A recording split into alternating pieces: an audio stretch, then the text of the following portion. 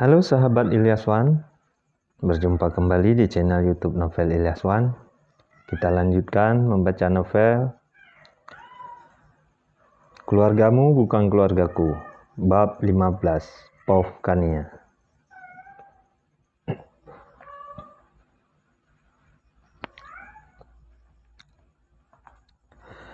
Kamu mau kemana? Tanya Mas Noval saat aku keluar dari kamar. Mas Noval sedang duduk bersantai di depan televisi. Dia duduk menyandar punggungnya pada sandaran sofa. Melihatku yang sudah memakai baju bagus, dia langsung duduk tegak disertai tatapan penuh tanya. Aku mau keluar, Mas. Sebentar kok, nggak lama, jawabku sambil berjalan ke arahnya. Kuraih tangan Mas Noval yang masih tak bergerak sedikit pun. Aku salami dengan takzim. Ya, aku tahu kamu mau keluar, tapi kemana? Tanya Mas Noval lagi dengan mengulangi pertanyaan yang sama. Aku mau ke rumah Mama, Mas. Rencananya aku mau pergi tadi sore. Tapi tadi sore aku capek habis nyetrika. Jadinya aku mau pergi malam ini, jawabku santai agar Mas Noval tidak curiga. Padahal aku akan pergi menemui Bang Reno. Aku ingin membicarakan masalah pekerjaan Mas Noval. Besok saja perginya. Kakiku masih sakit. Kamu bersihin dulu, sekalian kamu perban, seru Mas Noval yang membuatku semakin malas. Mana mungkin aku membatalkan pertemuan dengan Bang Reno. Dia sangat sibuk, tapi masih bisa menyempatkan waktunya untukku. Mas Noval menaikkan kakinya ke atas sofa. Dia sedikit meringis saat kakinya tidak sengaja tersenggol meja. Aku bergedik ngeri saat melihat luka yang lumayan dalam di kakinya Mas Noval. Itu pasti karena kaca gelas yang masuk dalam kakinya besar. Aku nggak bisa, Mas. Maaf ya, aku harus pergi sekarang, balasku sambil berjalan menuju pintu utama. Kania, Kania. Tidak aku pedulikan lagi teriakan Mas Noval yang terus memanggil namaku. Sebenarnya hatiku agak berat ketika dia mengatakan jika kakinya sakit dan butuh diobati. Tapi mau bagaimana lagi? Aku sudah terlanjur sakit hati dan kecewa terhadap sikapnya kemarin. Mas Noval dengan tega mengatakan jika mama dan papaku sebagai beban. Padahal jelas-jelas keluargakulah yang sudah memberinya pekerjaan agar bisa sebahagia ini. Dia saja yang tidak sadar dan tidak tahu caranya berterima kasih. Mas Noval pasti tidak akan sanggup mengejarku karena kakinya sedang sakit. Tidak mungkin dia bisa berlari sedangkan berjalan saja dia perlu berjingkat dulu. Aku segera mengeluarkan mobil dari dalam bagasi, kemudian langsung menstarternya. Pintu pagar yang terbuka membuatku bebas mengeluarkan mobil dari halaman. Di dalam perjalanan, berkali-kali aku mengetuk setir mobil dengan telunjuk. Aku memikirkan bagaimana caranya aku menyampaikan ke Bang Reno kalau aku ingin Mas Noval dipecat. Pasti akan menimbulkan tanda tanya jika tiba-tiba aku memintanya untuk mengeluarkan Mas Noval dari kantornya. Bang Reno pasti akan melaporkan masalah ini pada Bang Ruli, dan berita ini akan segera sampai ke telinga Mama dan Papa. Bodoh, kenapa aku sangat terburu-buru? Seharusnya aku pikirkan dulu alasan apa yang akan aku beri ketika ini akan terjadi. Atau lebih baik aku ceritakan saja semuanya pada Bang Reno. Lagi pula aku juga sudah menganggapnya seperti keluarga sendiri. Tidak ada salahnya aku berbagi semua masalah yang tertumpuk di dalam kepalaku. Setelah melakukan perjalanan sekitar 30 menit, akhirnya aku sampai di depan kafe. Tempat aku janjian dengan Bang Reno. Aku segera turun dari mobil dan masuk ke dalam kafe. Beberapa kali aku celinggukan mencari keberadaan Bang Reno. Aku yakin dia sudah sampai, karena dia tipe laki-laki yang sangat tepat waktu. Kania, panggil seorang dari arah ujung barat kafe. Aku langsung tersenyum karena sudah melihat Bang Reno duduk di sana. Maaf Bang, aku telat, ucapku ketika sudah duduk di kursi yang berhadapan dengan Bang Reno. Dia hanya tersenyum dan mengangguk mengerti. Nggak apa-apa kok, lagian aku belum lama, baru 5 menit, jawab Bang Reno santai. Aku sebenarnya risih, karena dari tadi ponselku terus saja bergetar di dalam tas. Sengaja tidak aku hidupkan nada dering, karena pasti akan sangat mengganggu jika yang menelpon adalah Mas Noval. Aku mengambil ponsel dari dalam tas, dan ternyata benar, Mas Noval yang menghubungiku. Dia pasti sangat marah karena aku meninggalkan dia sendirian di rumah. Apalagi sekarang keadaan kakinya sedang sakit. Ada apa Kania? Sepertinya ada masalah serius, tanya Bang Reno padaku. Dengan cepat aku menyimpan kembali ponsel di dalam tas. Iya bang, sebenarnya aku ingin meminta tolong, jawabku sambil tersenyum.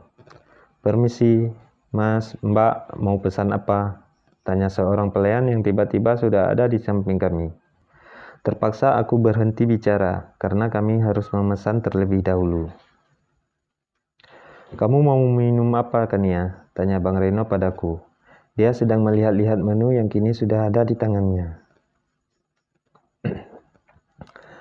Kania pesan lemon tea aja bang, jawabku lagi. Terlihat pelayan tersebut mencatat apa yang aku pesan di notes miliknya. Makannya? Tanya Bang Reno lagi. Enggak deh bang, aku belum lapar, jawabku jujur. Aku memang jarang makan berat ketika malam hari, itu akan membuat berat badanku naik drastis. Kamu yakin? Jangan diet, kamu udah kurus, sanggah Bang Reno lagi yang aku balas dengan anggukan kepala. Yakin bang? Ya udah, kalau gitu saya pesan lemon tea juga, tapi dingin, satu nasi goreng pedas dan juga kentang goreng. Satu lagi, tolong bawakan saya air putih hangat satu, ucap Bang Reno pada pelayan tadi. Setelah semuanya selesai dicatat, pelayan itu langsung pergi di hadapan kami. Jadi kamu mau ngomong apa? Tanya Bang Reno padaku. Aku yang tadinya masih diam memikirkan bagaimana caranya menyampaikan, harus segera bicara dan menjelaskan semuanya. Aku menarik nafas dalam dan menghembuskannya pelan. Aku harus tenang. Aku pengen Bang Reno pecat Mas Noval, ucapku yang membuat Bang Reno kaget. Dia menatapku dengan tatapan tidak percaya. Jelas dia sangat terkejut, karena selama ini dia tahu jika rumah tanggaku baik-baik saja. Dan Bang Reno juga tahu bagaimana susahnya Mas Noval mencari pekerjaan dulu. Tunggu, kok tiba-tiba? Kamu bercanda? Atau kalian sedang ada masalah? Tanya Bang Reno. Dia memberiku pertanyaan bertubi-tubi. Mungkin dia juga penasaran dengan apa yang terjadi sebenarnya. Aku mendesah panjang mendengar pertanyaan beruntun dari Bang Reno, sedangkan dia masih menatapku penuh tanda tanya. Jadi gini bang, kemarin itu mama nelpon, katanya mau minjam uang 10 juta buat pengobatan papa. Jadi karena aku nggak ada megang uang, aku minta sama Mas Noval. Bukan minta sebenarnya, pinjam. Tapi Mas Noval nolak, nggak ngasih.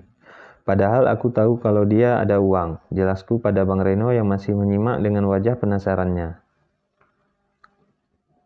Alasannya apa dia nggak mau ngasih? Tanya Bang Reno padaku.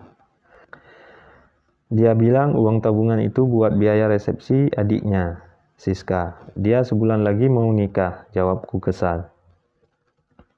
Jika mengingat semua perlakuan Mas Noval dan keluarganya padaku, aku menjadi uring-uringan sendiri. Rasa kesal, marah, dan benci jadi satu.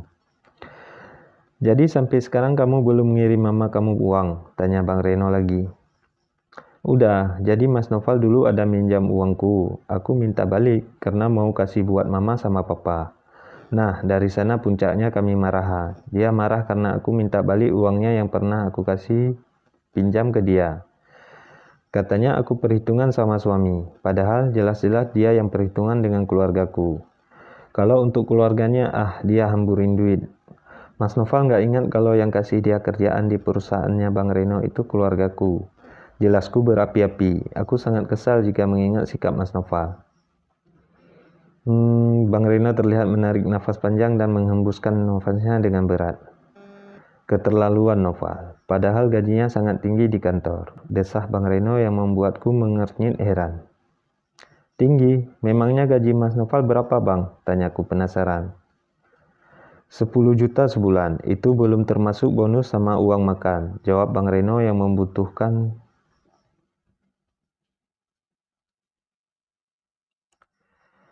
10 juta sebulan, itu belum termasuk bonus sama uang makan, jawab Bang Reno yang membuatku terkejut.